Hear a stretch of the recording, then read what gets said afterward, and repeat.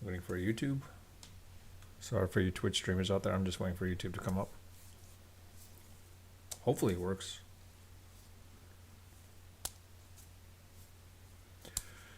Hey all, welcome to my channel. If you're new to my channel, one of the things is I made a resolution, New Year's resolution earlier in the year where I would do at least once a week a live stream. And so far I've been living up to it. I've been doing it for the past couple of days. Pretty much been doing it, sorry. And today's no different, quite honestly. I'm at the point of where it's almost the final week of the year. Almost the final week. Of course, the coming week, following week would be there. And I've been doing it every week, basically. It's kind of surprising I've been able to do this. This is one of the rare times where I've actually lived up to my New Year's resolution. But in any case, let's get to the point. I think I live ranted last week. So the point where, seeing how Shohei Ohtani signed with the Angels led to Shohei Ohtani signing with the Dodgers. Shohei Ohtani signing with the Dodgers, leading to Yamamoto to sign with the Dodgers as well, too, which stacks up the Dodgers to pretty much be the favorites to win the World Series in 2024. I hate to say it, but it's now theirs for the losing more than anything else. The Mets, as a Mets fan, I was pissed off. They should have gone for Ohtani. They didn't. They're focusing on Yamamoto because he's a 25-year-old free agent coming out of Japan. They get given the money that they need, and probably he'll be great. But this is a guy that hasn't pitched in the majors, hasn't pitched in the majors at all. And they're basing on the fact like he might be what Ohtani was, as well as what Hideo Nomo was when he first started. So it seems like the West Coast seems like to get most of the Japanese players, superstars, more than anything else. But in any case, it happened. It's done. As a Mets fan, I was, talking with friends basically, or colleagues, more than anything else, and I was basically saying, you know what? Let's just blow it up, rebuild from scratch. I'm willing to blow it up because you don't have enough players in place. You have no pitching. Unless you can build that pitching roster to be superb, where you have the 1-2 knockout punches you can get, it's not going to do much. Alonso's going to want a lot of money, and he's not worth that kind of money, honestly. We gave too much to Nimmo now. I'm like, oh, great. And now we have Lindor, so I don't know what's going to happen, but we'll see. But in any case, it's happened. So for the Mets, let's see if they can become competitive in 2024 and 2025. Chances are it's probably not going to happen, but we'll see. In any case, with the whole other baseball fiasco of, Soto going to the Yankees, I'm like, of course. Honestly, I would have traded, if I could trade Alonso to Soto, that would have been great. But we know that was never happening. It kind of sucks that happened, but it is what it is. So as a Mets fan, we're not going to have any superstars. Soto being another generational talent more than anything else as well too. Let's be honest, he is a generational talent. But in any case, let's go to football. Now I didn't do my picks from last week, unfortunately, but this week I'll put some. Of course, with the Jets and Browns. Honestly, I didn't know the Jets were going to win like that. That was a bit of a surprise. Mind you, I'm sorry. I should say this. I am using OBS to live stream to both my Twitch and my YouTube. And I'm using Restream basically as the plugin to stream to both. Unfortunately, the chat box or chat functionality is not working. So if you are sending me a chat, I don't see it. But in any case, I might as well just talk to you about basically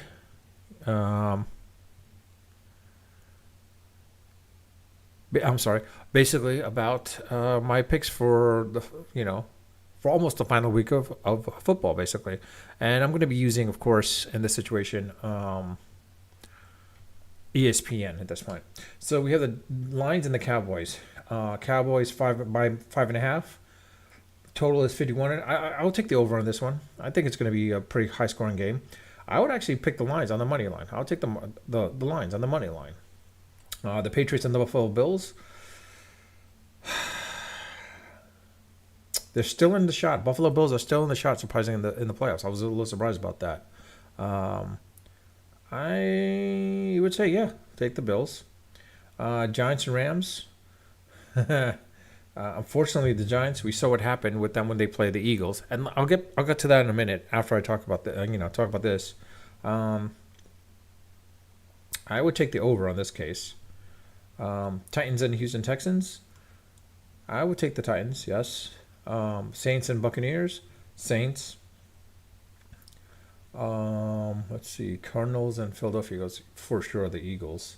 I think they're going to go all out in this situation. Bears and Falcons. I would take the Falcons on the money line, to be quite honest. Dolphins and Ravens. Ooh, now this is going to be a good one. I am staying away from this one, quite honestly. I am staying away from this one. But you know what? I would say, if I were, I would probably take Miami on the money line. 49ers and Washington Commanders, of course. The 49ers. Raiders and Indianapolis Colts. Colts all the way. Panthers and Jaguars. Of course, the Jaguars. Even though he's out, I think they could still garner enough. Steelers and Seahawks. It's a tough one. This is a very, very tough one indeed. You know what? I'll choose the Steelers on the money line. Chargers and Broncos. They're sitting down.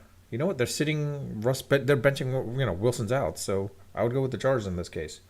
Let's see. Bengals and Chiefs. This is going to be an interesting one. I'm going to stay away from this game.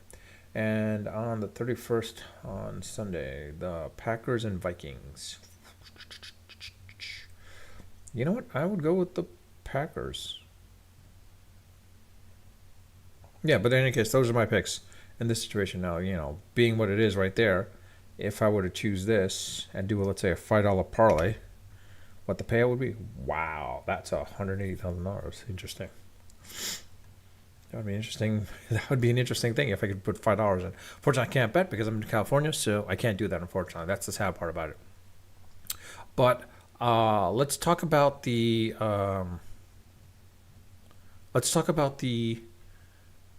Giants and Eagles game. Now, I did pick the Eagles to win, of course, but it showed there's still a little bit of disarray going on in the Eagles. I mean, you saw what happened, basically. I mean, you got the coaches fighting amongst themselves, and you've got Hurts, basically, who's also, getting in it as well, too. So, there's a lot of things going on there. So, this might be the chink in their armor with the Eagles. I put them as the top two teams out there, but now it might be bringing them down a notch now, to the point where, of course, I think the 49ers are definitely up there. But when the 49ers went against the Ravens, we saw what happened, where if you put Purdy into a corner, he doesn't do well, and it shows, basically. So this only brings out the point as well, too, with the 49ers, but I'll get into that in a minute. But with the Eagles, Hurts, if they're in disarray, I don't look for the Eagles to get that far, basically. It's just a matter of the way the 49ers come about. I think the 49ers should be able to get to the Super Bowl because of this whole thing. I can see the Cowboys, if they're running on all cylinders and they face the Eagles in the semifinals of the conference, I think they could beat them out there. If it's the 49ers and the Eagles, I think the same thing. Now, if it's the 49ers versus Cowboys, I think 49ers win all the way at that point as well, too. Now, coming to the 49ers themselves, it shows that the system is built to work with a decent quarterback. Not a great quarterback, but a decent quarterback. We saw it now with the fact of Cameron, basically, as well as with Trey Lance. Now with Purdy. Kind of wonders if Purdy were to get injured and Darnold was to come in, basically Sam Darnold was coming in, chances are he's probably doing the exact same thing as well, too. They do really well. It shows that they don't need a great quarterback. They just need someone that's decent enough to, essentially get them some touchdowns, and that's it. And, be sort of a game manager. Because Purdy, everyone was all up on him, and I'm like, I don't think he's that great of a quarterback. I think he's a good game manager, but he's not that great of a quarterback.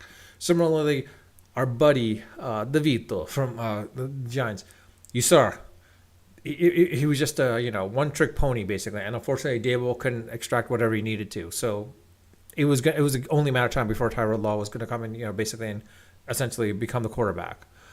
So his 15 minutes of fame probably are up at this point. DeVito should have capitalized as quickly as possible. If he didn't, well, that's a sad part. But if he does, hopefully he could capitalize on some things outside of football because let's be honest, he's not going to do really well in football. Now the real question comes down to this: is with the Russell Wilson benching, and what since I guess there's a release, um, maybe the Giants could pick him up. Maybe they could use him as the stopgap for their future quarterback. I mean, honestly, the Daniel Jones situation is not going to work out. Russell Wilson might be able to help out for maybe 1 to 2 years. I think it comes down to similar to what the Giants did back in 2000 when they had Eli Manning. They used Kurt Warner. Kurt Warner was doing really well with the Giants, and then they figured, you know what, let's put in Manning. And Kurt Warner had another 2 more years left in him. You saw what he did with the Cardinals. So with this, maybe bring in Russell Wilson, even though he's on a massive decline. Like you saw, like basically he was like this and then like that. Um, Maybe he can bring something to the Giants offense, more so maybe help Daniel Jones. But in reality, it's more of a case where like the Giants have to draft a quarterback. I don't think they're going to get a quarterback out of this draft year, this draft set of drafts, but maybe the following draft year they can get a good quarterback. I don't know who's going to come out in 2 years from now, but you're going to need someone, and maybe Wilson can be that stopgap to help you out to find that until you can figure something out, or maybe two son of Frazier. I don't know, but in any case, that's pretty much it on that end. What else can I say? Actually, to be honest with you, I've talked about football, baseball a little bit, basketball. I mean, we already know the Knicks, they don't have a superstar, so they're not going to get far into the playoffs. It'll be amazing if they get out of past the second round. First round, if they play against Cleveland, yeah. If they get around past the second round, that'd be pretty amazing in and of itself too. Let's see, anything else? I'm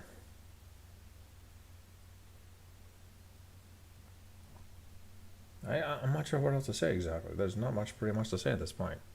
Yeah, well, let me get rid of that chat part. Actually, let me get rid of this part too. Stream information. Anyways, yep. Yeah. I don't think there's anything else much to say at this point. It's an interesting year. I would love to do a year-end review, but it's gonna take a little bit of while. I haven't posted up any videos as of late as well, too, quite honestly. So I'll have to start doing that as well. I've just been really busy, unfortunately. So that's why I wasn't ever able to actually do a live stream or set up any videos or put out any videos.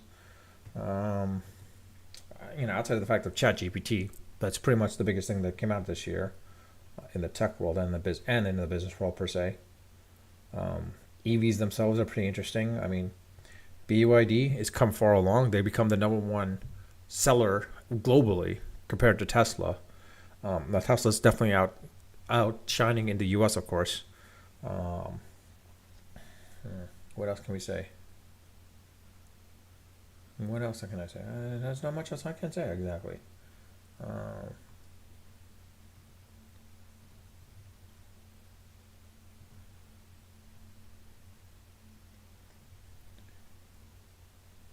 Mint is going out. Intuit is pretty much sunsetting Mint. For those that are Mint people, love Mint. Yeah.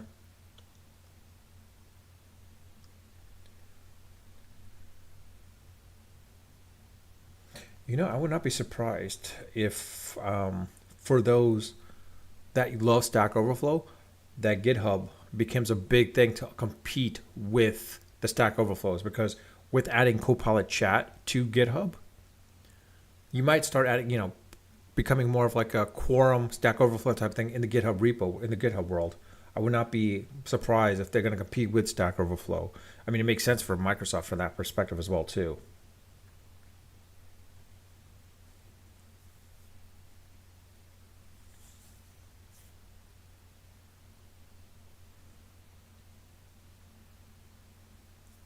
Of course, the crypto world is booming up again. Yeah, I don't know what else to say exactly, honestly. There's not much else I can say to be blunt.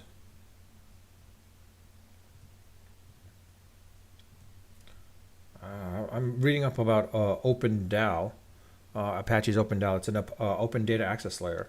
Kind of interesting to see. I'll probably talk about that a little bit down the line when I start messing with it a little bit. And then there's of course, yeah,